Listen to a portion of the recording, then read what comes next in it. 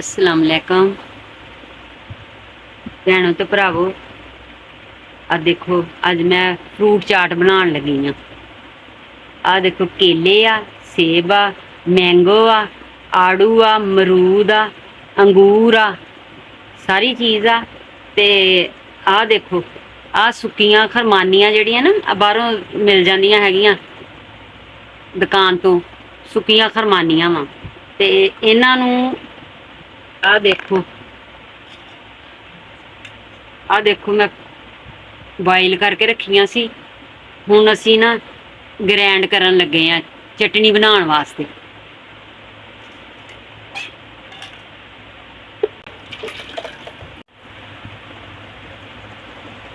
चलो आ देखो मैं चीनी चीनी विच पाई आ ते हुण आ देखो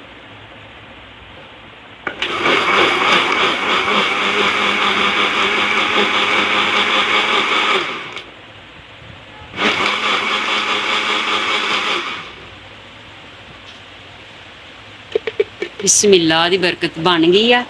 हुण चटनी बन गई आ। ते मेरी भैन दे बच्चे आए सीगे दोनों, कहंदे बाजी सानू ना असी रोटी नहीं खानी हैगी। ते मैं आख्या तुसी की खाओगे? कहंदे बाजी फ्रूट चाट तू बनाउणी हुन्नी आ, फ्रूट चाट बना। फिर बच्चे ने ना रोटी खांदे ते फिर मैं फ्रूट चाट बना दिन्नी आ। बाहरों लैण जावो तां महंगी पैंदी आ ते इस वास्ते घर फ्रूट पिया आ ते बच्चियां दा पेट भी भर जाना आ।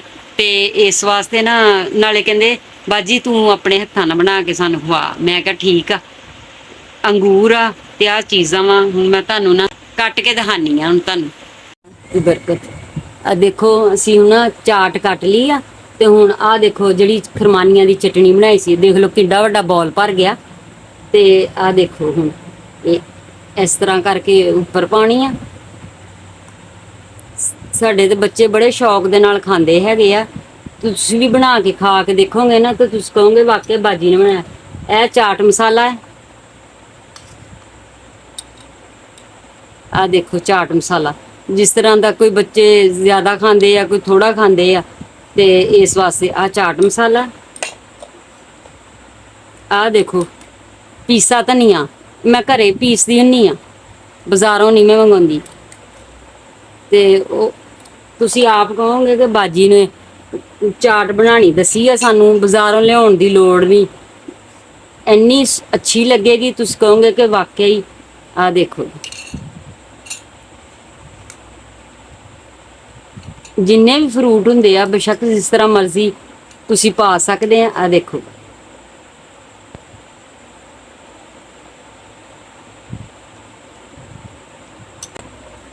ਆ ਦੇਖੋ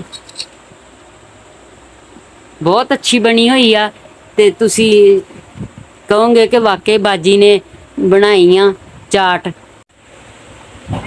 मेरे चैनल नूं लाइक शेयर करो ते तुहानूं मैं दुआवां विच याद करदी आ। अल्लाह मियां खैर करे ते मैं तुहानूं नवीं नवीं रैसपियां बनानियां दस्सी जाऊँगी। तुसी ट्राई लाजमी करके देखने आ। ये फ्रूट दी चाट बनानी जिहड़ी है ना, फ्रूट चाट, ये तुसी देखनी आ कैसी बनी आ। लाजमी मैनू लाजमी कमेंट विच दसना कि मेरी फ्रूट चाट कैसी बनी आ। ते लाजमी लाइक शेयर लाजमी करना ते सबसक्राइब भी लाजमी करना।